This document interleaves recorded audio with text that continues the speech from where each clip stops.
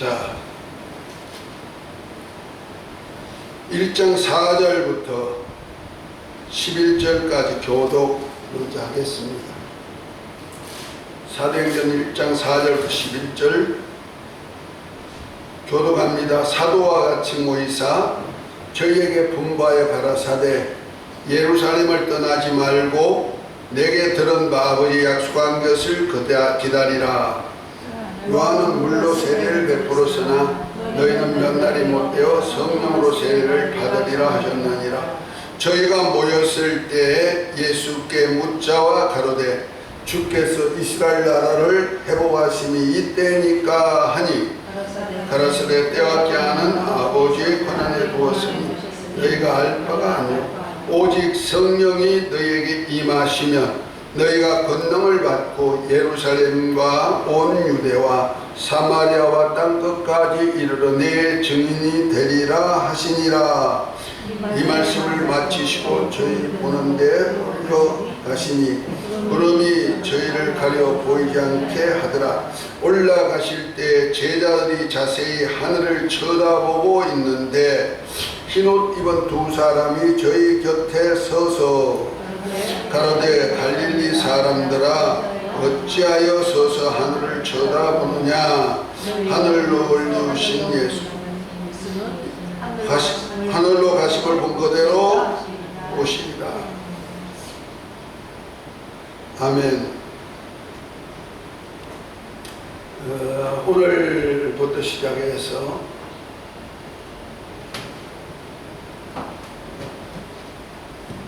한란 시대인데요. 은혜 시대가 끝나면 한란 시대가 들어가야 되는데 오늘은 은혜 시대와 한란 시대 그 중간 사역에 대한 얘기, 곧 예수님이 언제쯤 오실라나 하는 그것을 좀 더듬어 보고 이제 한란 시대로 정식으로 넘어갈 것인데요. 우리가 오늘 본문은 바로 예수님께서 한란 시대가 되면서 예수님이 언제가 오시는 것을 얘기하고 있죠. 이스라엘 백성들이 예수님을 메시아 곧 그리스도로 알고 이스라엘 나라 독립시켜 줄 것, 다윗의 때와 같이 독립시켜 줄 것을 생각하고 있었는데 곧 로마 속국 아래 있었으니까 로마에서 해방되고 독립시켜 줄 줄 알았는데 그냥 주님이 십자가에 못 박혀 죽으시니까 많이들 실망을 했단 말이야. 그래서 어떤 제자는 엠마오로 고향으로 돌아가기도 할 정도로 그렇게 했는데 사흘 만에 부활하셔서 이제 제자들에게 여러 번 만나 주시죠. 그리고 하나님 나라의 비밀을 만날 때보다 얘기하고 마지막에 이제 하늘로 올라가시기 전에 감람산 곧 시온산이라고도 말하기도 합니다. 그 감람산 앞에 서서 그 예루살렘 동편산이죠. 서서 이렇게 앞에 서니까 제자들이 예수님이 그냥 육신으로 사역할 때는 메시아로서 이스라엘 독립을 시킬 줄 알고 이스라엘 해방시킬 줄 아는데 그것을 안 하고 십자가에 죽으시니까 실망을 했는데 예수님이 부활하시고 난 다음에 부활하신 후에 또 이스라엘 나라를 세우시겠구나 이렇게 생각하고는 이제 있었는데 예수님 마침 성경에 보면 한 고린도전서 15장에 보면 한 500여 형제, 그 500여 제자들을 비롯해서 예수님의 모친과 동생들과 이렇게 부활하신 후에 가족들도 이제 예수님이 메시아인 것을 믿기 시작했고 그러면서 이제 500여 형제가 감람산 곧 예루살렘 동편 앞에 섰단 말이야. 그 부활하신 주님이시니까 얼마나 이제부터 시작해서 예수님이 저 예루살렘을 탈환하시고 이스라엘 왕으로 입성하시려나 뭐이다 하고 생각했던 것 같아요. 그래서 6절에 보니까 6절에 그렇게 하죠. 저희가 모였을 때 예수께 묻자와 가로되 주께서 이스라엘 나라를 회복하심이 이때입니까? 하고 그렇게 묻죠. 그러니까 예수님이 메시아는 메시아인데 언제 이 사역을 하실까 했는데 제자들이 그래서 물으신 거예요. 그럴 때 예수님께서 하신 말씀이 그때는 반드시 있다. 그러나 때와 기한은 아버지의 권한에 있으니까 너희가 할 바가 아니고 너희 할 일이 있는데 성령이 오시면 권능을 받아서 먼저 예루살렘과 온 유대와 사마리아 땅 끝까지 이르러서 예수님을 증거해라. 예수님의 복음을 전해서 영혼을 구원시켜라. 이런 얘기 있죠. 그리고 난 다음에 이제 하늘로 올라가십니다. 이 올라가는 장면을 보니까 얼마나 허무하겠어요. 제자들이 예수님이 이스라엘 나라를 회복할 줄 알고 감람산 앞에 선 줄 알았는데 붕 올라가시니까 멍하니 쳐다보고 있는 거예요. 근데 얼마나 허무하겠어요.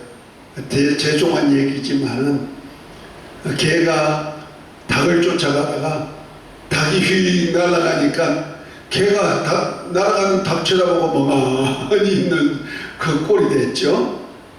당장 예루살렘으로 막 들어갈 준비를 막 하고 있는데 하늘로 올라가시고 공중으로 올라가시니까 공중 하늘을 쳐다보고 있단 말이에요. 그때 저들 곁에 있는 두 사람으로 남는데 학자들 그걸 천사라고 얘기해요. 천사 둘이, 흰 옷을 입은 천사 둘이 그 사람들에게 얘기하는 게 갈릴리 사람들아, 그 모인 무리가 다 갈릴리 사람 같아요. 예루살렘 사람은 없는 것 같아요. 갈릴리 사람들아, 왜 하늘을 쳐다보느냐? 하늘로 올라오신 예수님은 가심을 본 그대로 다시 오시리라. 이렇게 말씀했어요. 그 소리를 듣고 제자들이 언젠가는 주님이 오시겠구나.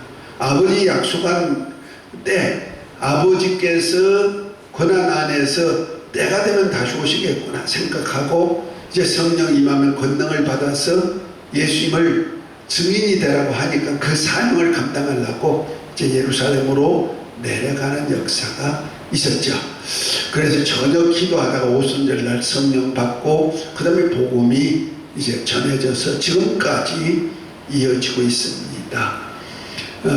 그러면은 예수님은 언젠가는 다시 오실 것을 분명히 알고 있고 우리 기독교는 그것을 믿는 거예요. 세상은 믿지 않죠. 죽은 사람이 어떻게 다시 와? 이러지만 주님은 죽으셨다가 사흘 만에 부활하시고 이런 육의 몸을 입고 인자로서 하늘에 가셨다가 인자의 모습으로 다시 오시도록 되어 있는 겁니다. 아멘. 그 가심을 본 그대로 다시 오시니까 십자가에 찔리셔서 못자국이 있고 또 창에 찔린 창자국이 있고 가시관을 쓰면서 아마 이마가 찢어졌을 테니까 이마 찢어진 모습 그대로 가심을 본 그대로 다시 오실 것을 말씀하시고 있습니다. 언제 오실까요? 그것이 이제 복음이 예루살렘과 온 유대와 사마리아 땅 끝까지 이르러 예수님의 복음이 전해진 그 후에 오시게 돼 있죠. 그 기간이 어느 기간이면 지금 은혜 시대 기간이죠. 은혜 시대는 어떤 시대냐? 창세전에 그리스도 안에서 하늘에 속한 신령한 복을 받는 시대, 곧 하나님의 아들들이 되는 은혜를 입어서 그 아들들로 하늘나라를 유업받아서 세세토록 왕노릇하게 할 그 사명을 받을 자를 양육하는 기간, 탄생하고 양육하는 기간이 어디요? 은혜 시대. 그래서 교회 시대를, 교회를 통하여서 하나님의 자녀가 되는 권세를 얻도록 만들죠. 그것이 그래서 자녀들이 수가 차면은 곧 이방인에게 복음이 전해져서 만민에게 복음이 전해져서 복음으로 하나님의 아들들이 되는 수가 차면은 주님은 다시 가심을 본 그대로 오실 것입니다. 그 장면을 잘 표현한 얘기가 로마서 11장을 한번 봅니다. 로마서 11장 25절부터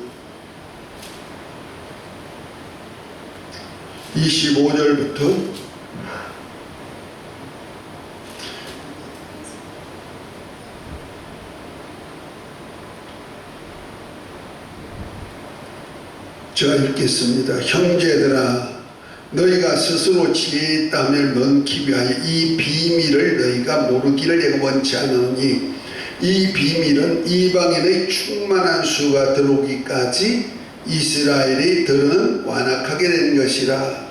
그리하여 온 이스라엘이 구원을 얻으리라. 기록된 바 구원자가 시온에 오사 야곱에게서 경건치 아니한 것을 돌이키시겠고, 내가 저희 죄를 없이 할 때 저에게 이루어질 내 언약이 이것이라 함과 같으니라. 이렇게 말씀하고 계세요. 다시 말해서 하나님의 비밀을 바울은 알고 이 종말 비밀, 주님이 다시 오실 비밀의 때를 얘기하고 있는 거예요. 그때는 언제냐? 이방인의 충만한 수가 들어오기까지 라고 말하고 있죠. 그 이방인이라고 하니까 믿지 아니한 사람이라는 뜻이 아니고, 이제 이스라엘로 봤을 때는 이방인이 되는 사람들, 곧 예루살렘 유다 말고 사마리아, 그 다음에 만민에게, 여러 민족에게, 여러 족속에게 복음이 전해져서 하나님의 아들들이 수가 차면은 하는 뜻입니다. 충만한 수가, 이방인의 충만한 수, 이 충만한 수가 하나님이 원하시는 수죠. 그러니까 하나님의 자녀들이 얼마가 필요하다는 것을 알고 그 수인데 아주 많은 수겠죠. 그 충만한 수가 자기까지 이스라엘을 완악하게 했다는 거죠. 그러고 난 다음에 이제 주님이 오실 텐데, 어디 오신다? 시온산에 오셔서 온 이스라엘이 이제 예수님이 메시아인 것을 믿게 한다는 거죠. 그전까지는 예수님의 메시아인 줄 믿지 않았단 말이에요. 메시아라고 했지만, 그리스도라고 했어도 제자들이나 믿었지 이것을 안 믿고 결과적으로 죽이는 일을 했단 말이에요. 그리고 지금도 이스라엘 백성들이 예수님 메시아인 것을 믿지 않고 있고, 보편적으로 많이 안 믿고, 이제 몇몇 작은 수, 이스라엘 백성들 되면은 작은 수 중에 예수님이 메시아 주가 되심을 믿는 사람이 나오고 있어요. 그것을 이제 우리 2차 대전이 끝나고 이스라엘이 독립된 시기가 1948년 5월 14일 날 경국의 발포 수상이 이스라엘 독립을 선포한 후부터 미리 산 땅에 들어가가지고 이제 독립을 하는데, 그때 이후부터 시작해가지고 예수님이 메시아인 것을 믿는 사람들이 나타났는데, 이것을 메시아닉 주 교회라고 표현해요.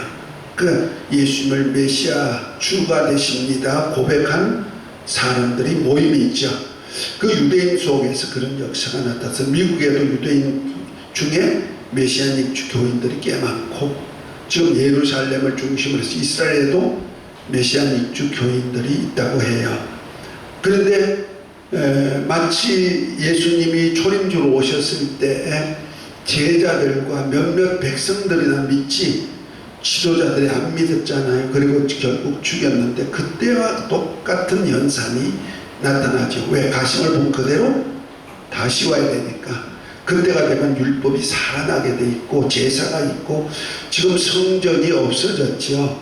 예루살렘 성전이 예수님께서 돌 위에 돌 하나도 쳐놓지 않고 다 무너뜨리라 하더니 주 70년에 로마 티투스 장군이 이스라엘 백성들이 반란을 일으키니 반란을 제어하러 왔다가 그들이 항복하지 않으니까 불화살을 쏘가지고 그들을 다 침멸할 때 성전도 불타가지고 다 이제 불바다가 되어버렸죠. 헤롯이 근 40여 년을 지었던 성전이 하루아침에 이제 불로 사라져버렸단 말이에요. 그 자리에, 곧 예루살렘 성 안에 그 자리에 지금 오바하르 성전이라고 해서 무슬림 성전 제3성지가 세워지죠. 그것이 바로 주님이 오실 날까지 이방인이 때가 차기까지 발필이라 했던 그 역사가 지금도 있는 거죠. 그 이방인이 때가 찰 때까지, 곧 복음이 이방인에 전해서 하나님의 자녀의 수가 충만하게 될 때까지 그 예루살렘 성전 이방인이 차지하는, 이방인이 밟고 다니는 터전이 되어버렸다는 말이에요. 지금 그거가 있는 거예요.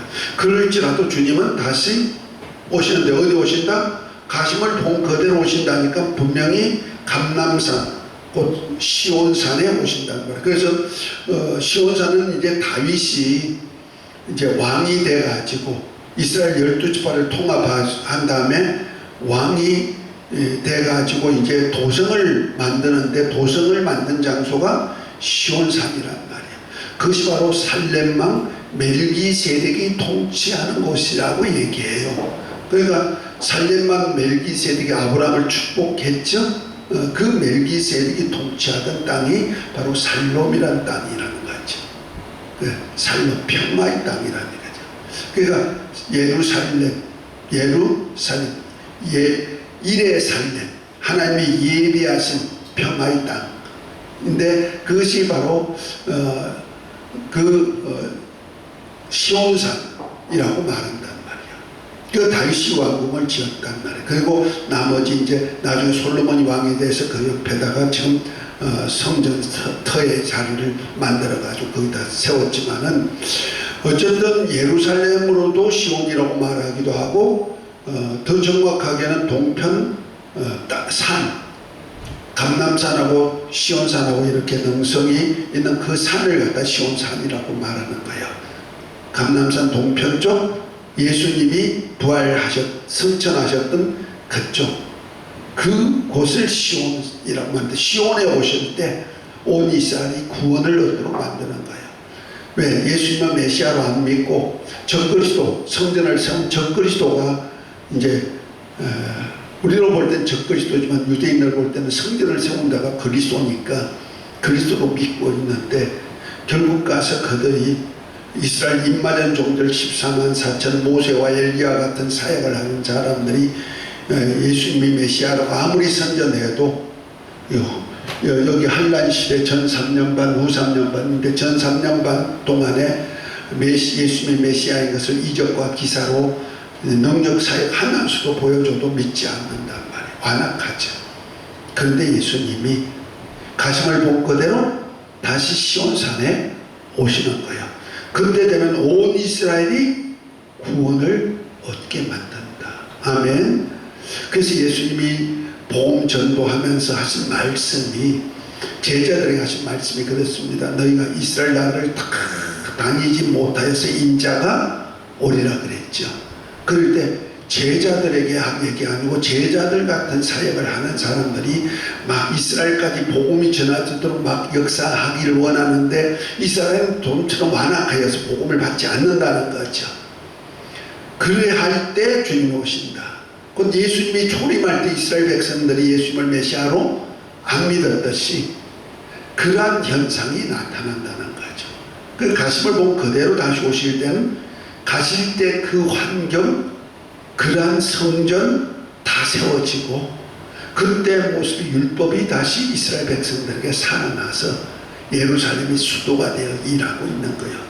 그래서 예루살렘 수도가 예루살렘 수도가 아니었죠. 그런데 재작년에 트럼프 대통령이 되면서 예루살렘을 이스라엘의 수도로 명하고 대사관을 글로 올려, 미국 대사관을 옮겨버렸잖아요.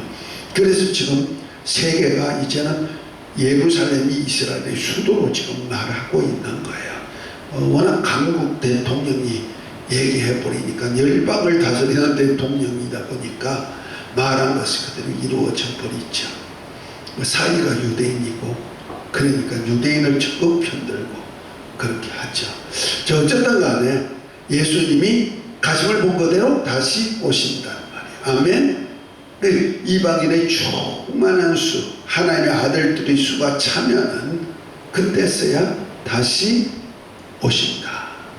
그때 장면이 계시록 14장을 한번 봅니다.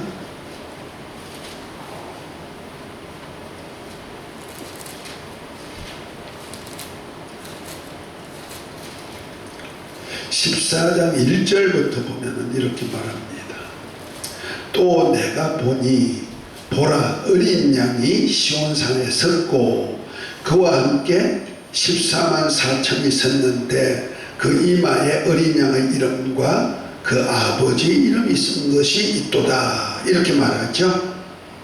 이것이 언제냐면요, 바로 환란 시대 전 3년 반이 끝난 마지막 나팔, 곧 환란 시대가 7나팔 부는데요, 7나팔 중에 마지막 나팔에 주님이 왕권을 가지고 이스라엘 나라를 다스리고 회복시키러 이스라엘 나라를 회복하심이 이때입니까? 말씀이 이루러 시온산에 오신다는 말이야.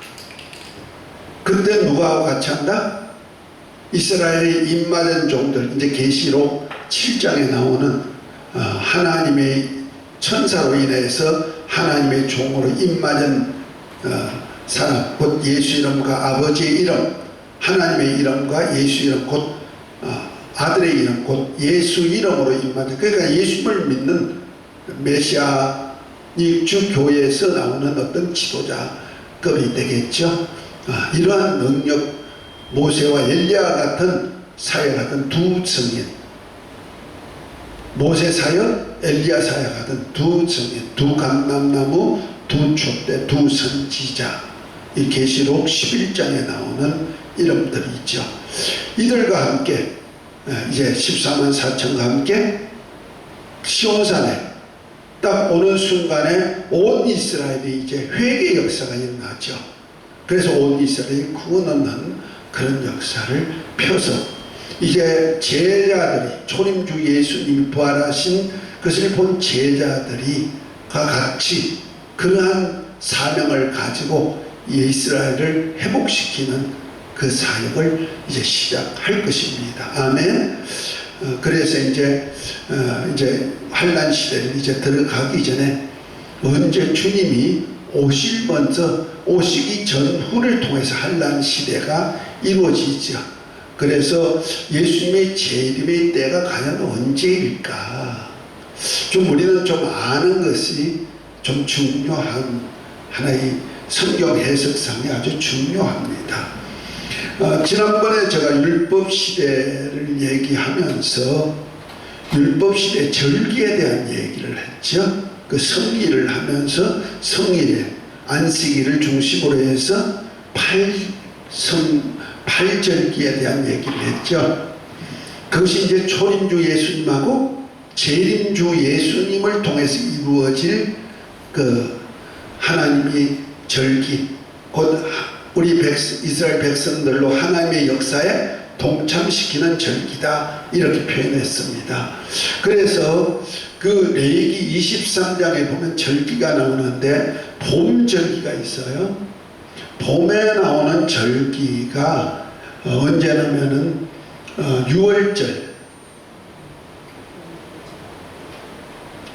6월절이 하나님의 종교력으로는 1월 14일이에요. 곧 이스라엘 백성들이 애굽에서 종살이 하다가 모세를 통해서 이스라엘 백성들, 하나님의 백성들을 이제 하나님의 약속한 가나안 땅으로 옮겨가기 위해서 모세를 통해서 애굽에다가 재앙을 내리죠. 10가지 재앙을 내리는 중에 마지막 장자를 멸하는 재앙 때에 이스라엘 백성들에게는 양을 잡아서 양의 피를 문설주어 문지방에 바르면은 죽음의 사자가 지나가리라. 내가 피를 볼 때 내가 너를 넘어가리라. 출애굽기 12장 13절 말씀과 같이 문설주와 문지방에 피를 잇는 집에 죽음의 사자가 넘어갔다. 그래서 넘을월자를 써서 유월절로 이렇게 표현하고 있습니다. 이날 기념하여 지키게 하죠.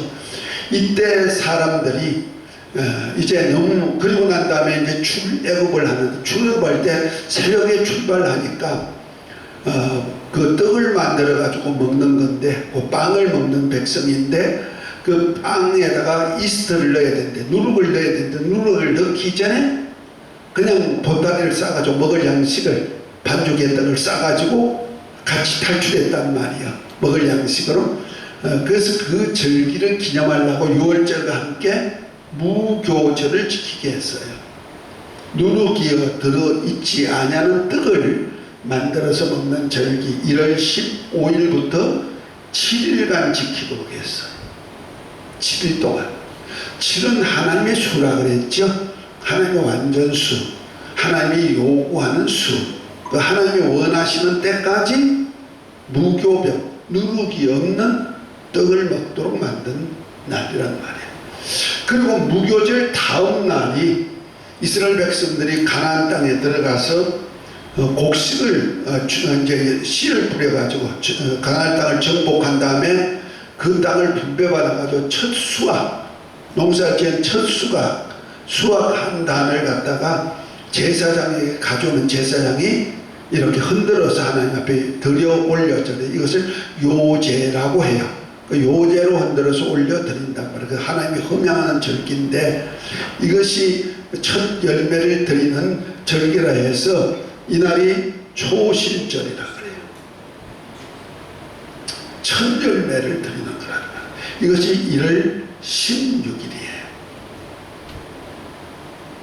그러니까 유월절, 무교절, 초실절이 계속 이어지죠.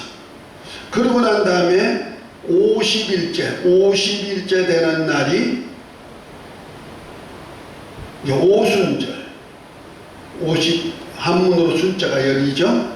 오순절날, 이것을 갖다가 맥추절 이라고도 말하기도 하고요. 그 다음에 초실절이라고도 말합니다. 이 50일째 되는 날에 또 하나님 앞에 제사를 드리는 역사가 있어요. 이것이 봄절기예요. 자, 이 절기가 누구하고 연결된다? 초림예수, 초림주, 인자로 오신 예수님이 십자가 사건과 연결된 것을 지난번에 얘기했어요. 그래서 예수님이 십자가를 달린 이 날이 언제다?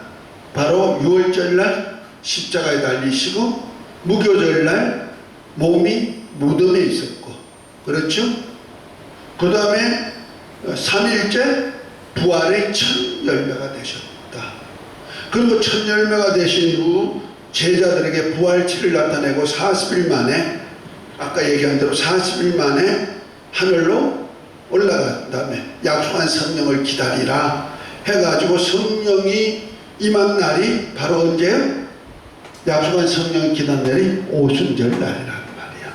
아멘. 그 초림주 예수님이 이 땅에 오셨다가 하늘 보좌에 올라가셨다 하는 것을 확증시키는 날, 교회가 세워지는 날이가 된 거죠. 이를 통해서 오순절 날에 그리스도교가 생기는 거예요. 기독교회가 생기기 시작된 날이라. 이것이 바로 초림주 예수님의 역사죠. 그리고 난 다음에 이제 요 은혜 시대가 4개월 동안에 알곡 추수예요. 알곡이 익어져 가지고 이건 알곡 추수하는 절기란 말이에요. 알곡 추수 절기야. 이거 누구냐면 하나님의 아들들을 얻는 기간, 곧 이방인에게 복음이 전해져서 그 이방인의 중에서 하나님의 아들들이 충만할 수가 차는 그 기간이라. 왜 그렇게 하나? 이스라엘이 완악해가지고 예수님을 메시아로 믿지 않고 결국 죽이는 그것이잖아요. 호산나 다윗의 자손이여 주의 이름으로 오시는 이여 했지만은 그들이 예수님을 메시아로 보지 않고 결과적으로 배척함으로 인해서 복음이 이방으로 넘어가 버렸단 말이에요. 그들은 완악했고, 그래서 주님이 다시 오실 때도 이스라엘 백성들이 메시아, 예수 메시아구나 알고 예수님이 예루살렘 성으로 입성하실 때 호산나 다윗의 자손이여 그 소리가 날 때까지 너희가 나를 보지 못하리라고 마태복음 23장에 보면 그렇게 얘기하고 있죠. 예루살렘 성민이 완악해가지고 할 때. 그러니까 다시 예수님이 메시아로 환영할 그날까지 나를 보지 못하리라. 그가 바로 4개월 동안 알곡추수 하나님의 아들들을 만드는데, 창세 전에 그리스도 안에서 에베소서 1장 3절부터 6절까지 나오는 얘기 제가 많이 쓰잖아요. 창세전에 그리스도 안에서 하늘에 속한 신령한 복을 주는데 하나님의 아들들이 되는 은혜를 줘가지고 은혜의 영광을 참미케 할 그 하나님의 경륜 속에 들어있다는 말이에요. 이 날이 바로 하나님의 아들들을 만드는 수죠. 그리고 난 다음에 이제 다시 주님이 오실 때 되면 은혜 시대 끝 부분이 되겠죠. 은혜 시대 끝 부분쯤 되면 이제 예수님께서 다시 오실 이제 신호를 보내요. 그 신호의 첫 번째가 뭐냐면은 나팔절이에요. 이스라엘 백성들에게 나팔을 불어요. 이 4개월은 이방인의 수예요. 언제까지 4개월이면 초심절까지, 초막절까지가 4개월이 걸리는데요. 이날부터 4개월이 걸리는데 그 4개월 초막절이 오기 전에 나팔절이에요. 이것이 이스라엘 하나님의 절기로 7월 1일이에요. 1일부터 열흘 10일 동안은 나팔을 불어요. 제사장이 양각 나팔을 불죠. 그래서 이때 주님 오실 날을 맞이할 준비를 시키는 거예요. 주님 오신다, 예수님 메시아 오신다, 나팔 부는 거예요. 그 다음에 7월 10날이 대속죄일이에요.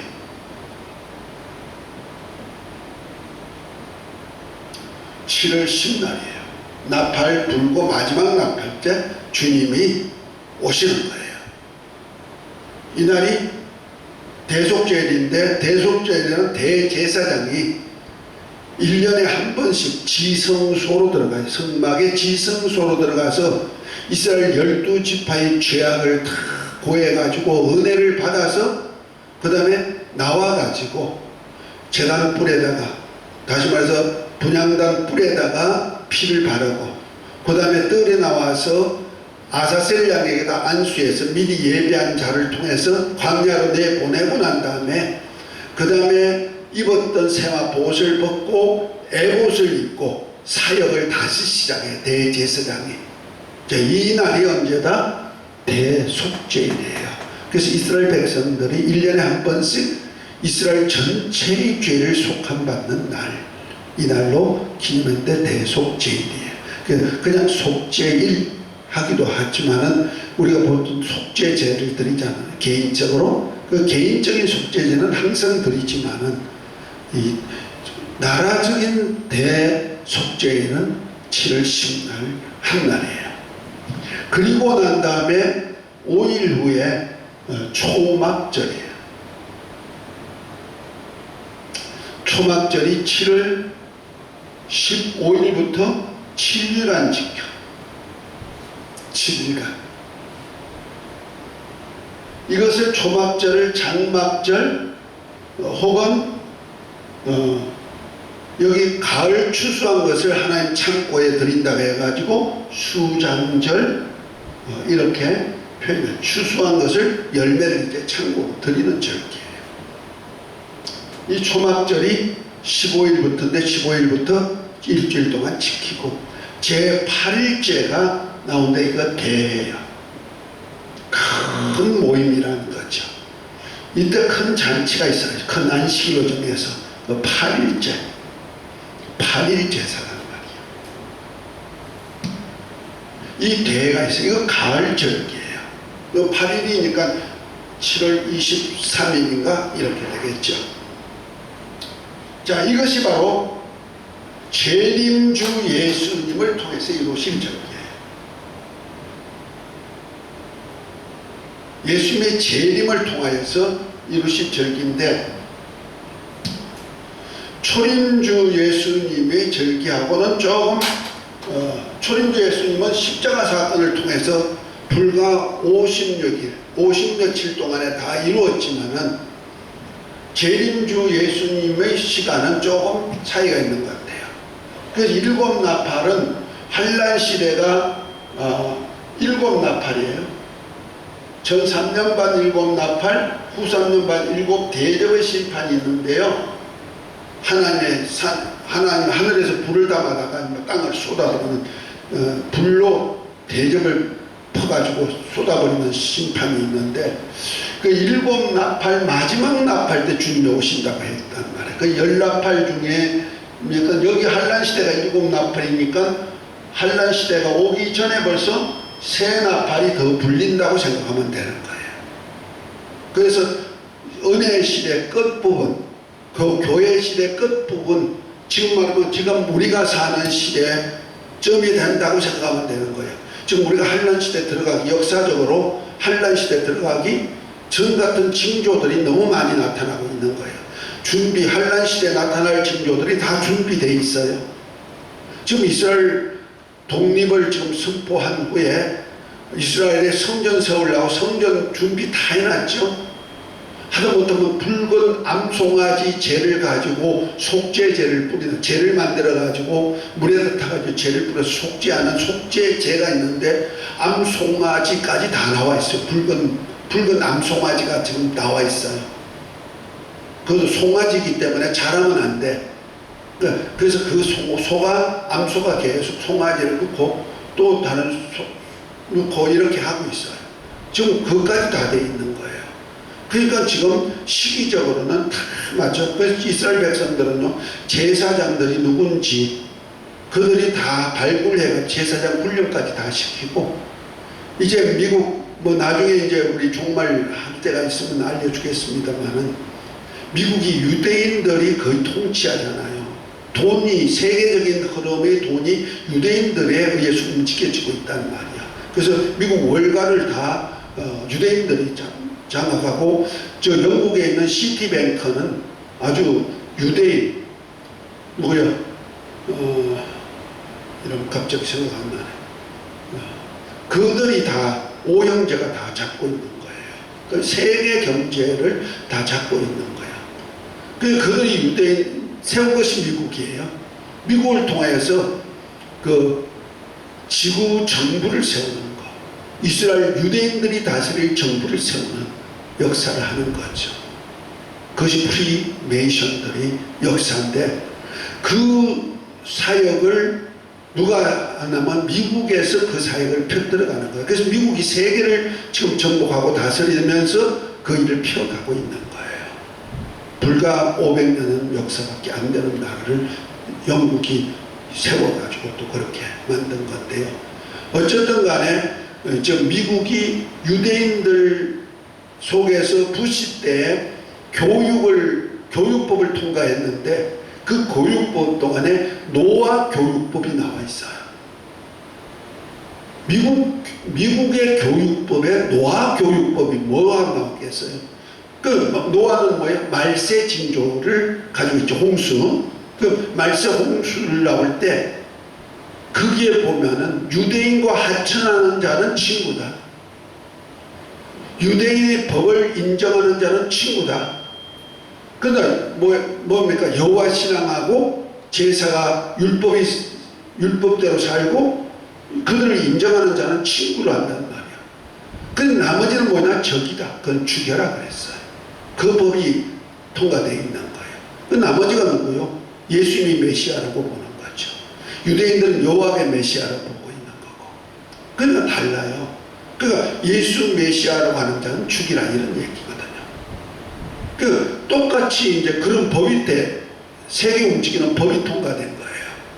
그래 됐으면은 주님 오실 준비는 다 돼 있고, 성전 지을 준비 다 돼 있고, 이제 앞으로 예루살렘에 있는 그 오마라 성전만 파괴되면 되는데, 그건 아무나 파괴할 수가 없죠. 성경에 보면 파괴하는 날이 나와요. 그 파괴가 딱 끝나면 이제부터 환란 시대가 들어가기 시작하고, 환란 시대에 들어가면서 성전이 지어지는데 불과 7개월 20일 만에 성전 완공되어서 제사가 회복되는 역사가 나타나는 거예요. 그때가 언제나 대속죄인이 되는 거예요. 주님 다시 오셔. 그 마지막 나팔 때, 여기 마지막 나팔 때, 은혜 시대 마지막 나팔 때 주님이 다시 오시는 거다. 아멘. 다시 오신 데 이스라엘이 바로 대속죄에 속하는 거예요. 그러니까 열 나팔은 한란 시대 7 나팔, 그리고 세 나팔은 은혜 시대 마지막에 나팔을 분다는 거죠. 이런 역사, 메시아가 오실 것을 준비하는, 곧 말해서 이스라엘의 임마련 종들 14만 4천이 세워지기 전까지 또한 임마련 종들이 계속 나타나고 순교자들이 나타나기 시작한단 말이에요. 그러니까 한란 시대 끝에 벌써 핍박이 오기 시작하고 순교가 있어요. 그래서 성경에 계시록 6장에 보면은 4가지 인을 뗄 때, 첫 번째 인을 떼면은 백마, 두 번째 인 따면 홍마, 큰 칼을 잡은 홍마 탄자가, 그 다음에 세 번째는 흑마, 기근과 질병이 나오죠. 네 번째 인을 떼면 청황색 말이 나오는데, 그때는 짐승표를 받지 않으면 죽이는 역사가 있단 말이야. 그래서 다섯째 인을 뗄 때는 동무종들과 형제들이 순교자가 나오는 거예요. 순교자들이 타는 기도가 나오는데, 또 동무종들과 형제들이 수가 차기까지, 순교자의 수가 차기까지 기다리라 하고 말하고 있죠. 그때부터 순교가 일어나기 시작하는데, 그것이 바로 은혜 시대 끝부분이 되는 거예요. 이해가 됐습니까? 그래서 이때부터 이스라엘 백성들이 복음이 들어가기 시작하고 이제 핍박이 오기 시작하고 이렇게 가는 거예요. 그리고 이 초막절이 이스라엘 백성들이 광야에, 출애굽 광야에 나와가지고 시내산 앞에서 시내 광야에다가 초막을 쳤어요. 그 초막을 쳤는데 하나님의 성전을 중심으로 해서, 곧 성막을 중심으로 해서 동서남북의 세 지파씩 각각 12지파가 천막을 치고, 더우니까 풀을 끄다가 위에다 덮었어요. 그것이 초막이에요. 그렇게 되듯이 이제 재림주 예수님을 중심으로 해서 이스라엘 12지파가 함께 사는 광야 같은 생활을 하는 때가 있는 거예요. 이것을 기념하는 절기로 지키게 만든 거죠. 이 때가 언제냐면 바로 천년 시대예요. 그러니까 첫 번째, 두 번째, 세 번째, 네 번째로 한다면은, 첫 번째는 은혜 시대 끝부터 한란 시대 여기 중간까지 첫 번째, 대속죄일은 여기 마지막 나팔절, 초막절은 여기 이스라엘을 회복하기 위해서 주님이 오셔가지고 이제부터 적그리스도 거짓 선지자 음녀가 세운 바벨론을 무너뜨리기 시작하는 걸, 파괴시키는 작업을 한다는 말이야. 이때 첫째 부활에 참여한 하나님의 아들들과 함께 마지막에 한란 시대 끝 부분, 어디야? 한란 시대 끝 부분에 이 부활체와 입은 하나님의 아들들과 함께 하늘나라 군대가 되어서 지상에 와서 적그리스도를 다 물리치고 군대를 다 멸하고, 이때 마귀와 거짓 선지자는 지옥불에 보내고, 적그리스도와 거짓 선지자는 지옥불에 보내고, 마귀와 그 사자들은 무적에게 장가버리죠. 그러고 난 다음에 이제 예수님이 친히 이 땅에서 다스리던 나라가 세워지는데, 이스라엘 나라가 세워지는데, 이거 바로 천년 시대에 이루어지는 거예요. 천년 동안 새롭게 된 땅에 사는 거예요. 그래서 한란 시대 이 세상의 거의 모순은 사람이 생존할 수 없는 환경이 되어버리는데, 이때 휘년을 두어가지고, 다시 말해서 하나님이 옛 땅으로 다시 회복시켜, 곧 창세기 때와 같은 천수를 하며 살 수 있는 그때로 다시 땅을 회복시켜요. 그것을 휘년이라고 말해요. 곧 땅의 안식년이 7년인데 7년이 7번 지나고 그 다음 49 지난 50일째 되는 해가 휘년이에요. 휘년은 처음 이스라엘 백성들이 분배받은 땅 그대로 돌려주는 거예요. 땅도 돌려주고 모든 재산도 돌려주는 거예요. 그것이 바로 희년이야. 그러니까 하나님이 창조의 역사가 있을 언약 시대와 같은 시대로 돌려버려요. 그래서 창세기 노아 홍수 전에 천수를 하며 살았잖아요. 무두셀레는 969세 인간으로서 제일 오래 산 사람인데 그와 같이 천수예요. 그것이 이사야 65장 후반절에 보면은 100세 죽는 자가 어린아이요 저주받는 자다 그렇게 말하고, 이때는 동물들이 약육강식이 없어요. 다 풀을 먹고 살아요. 서로 약육강식이 없다 보니까 죽이는 것이 없어요.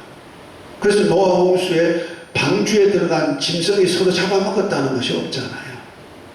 그리고 왜냐하면 전부 다 풀을 먹고 사니까, 풀만 준비하면 되니까.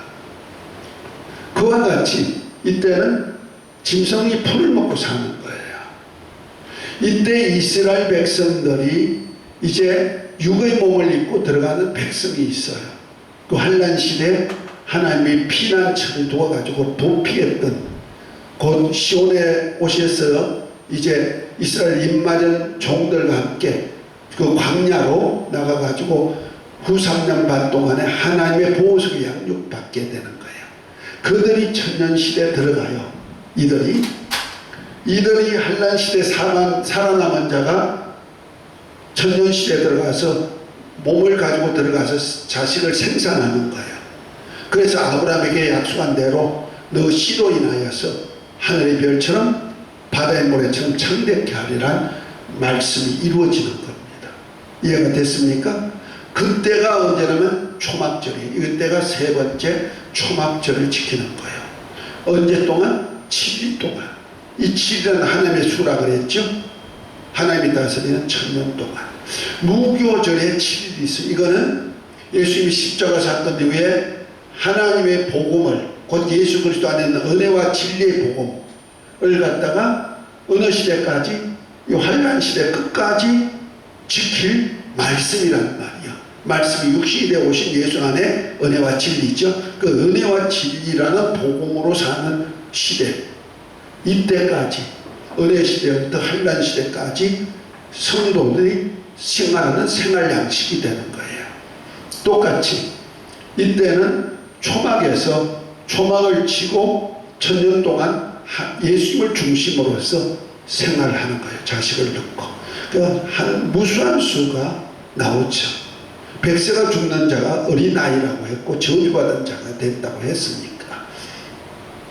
자, 그리고 난 후에 천년시대 끝나고 나면은, 끝날 때 되면 이제 이 세상이 없어져요. 이 땅은 큰 소리로 떠나가고 불의 체질이 녹아버리고, 그때 그 전에 무저갱에 있는 마귀를 잠시 놓아놔요. 마귀와 사자들을. 그래서 사람들을 미혹해가지고 예수님이 계신 예루살렘을 포위해가지고 이제 전쟁을 일으킨 이것이 고가 마곡 전쟁이에요. 그 전쟁이 일어나고 날라고 할 때 하늘에서 불이 날아가지고 이 세상을 없애버리고 마귀와 그 사자들은 지옥 불못에 던져버리고, 이때 모든 사람들이 다 부활체를 입어요. 이때 부활체를 입어요. 언제부터? 아담서부터 시작, 창조한 아담서부터 시작, 영원히 있는 이 세상 천년시대까지 탄생한 모든 사람들이 다 부활체를 입어요. 우리 하나님의 아들들은 첫째 부활에 참여했고, 그 천년 동안 망같은 제사장으로 이제 이스라엘 백성들을 다스리는 자가 됐지만은, 이 천년시대 끝에는 모두가 부활해요.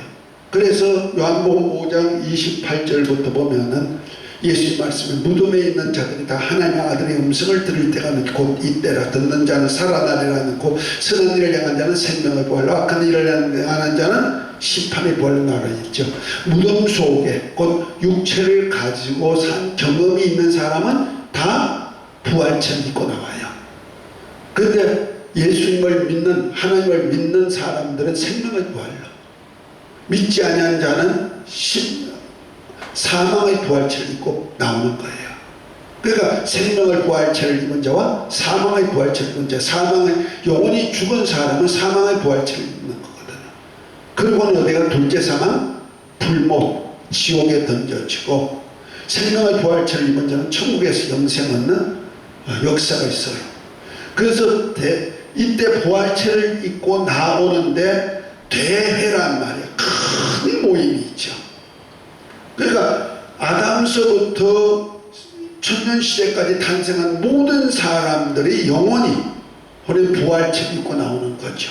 이것이 바로 네 번째 대심판 때가 이루어지는 것이다. 이해가 됐습니까? 그러면 주님은 언제 오신다? 대속죄일이니까 환란시대 중간 마지막 나팔, 일곱째 나팔에 오신다. 그래서 계시록 11장을 한번 봅니다.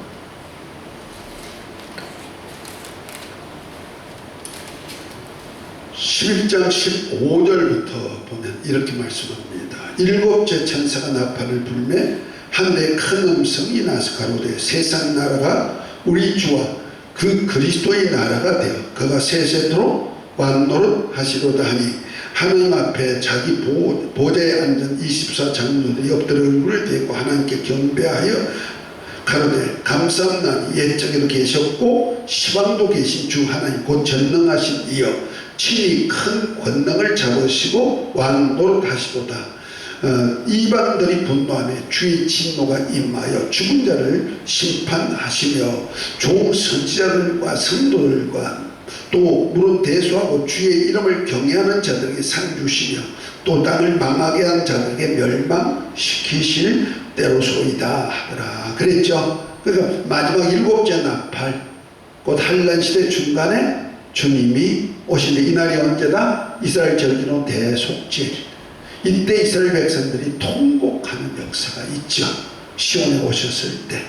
자, 그러면 대충 주님이 언제쯤 오신다 하는 것이 절기를 통해서 감이 잡아지고 성경으로 봤습니다. 오늘은 여기까지 해서 예수님의 환란시대 전에 예수님의 재림의 때에 대해서 조금 성경적으로 알아봤습니다. 아멘. 왜 환란시대 들어가면 재림과 직결이 되기 때문에 그렇습니다. 기도합니다.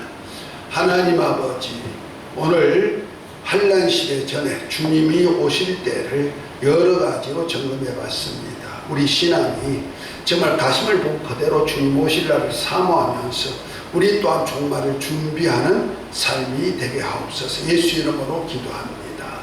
아멘.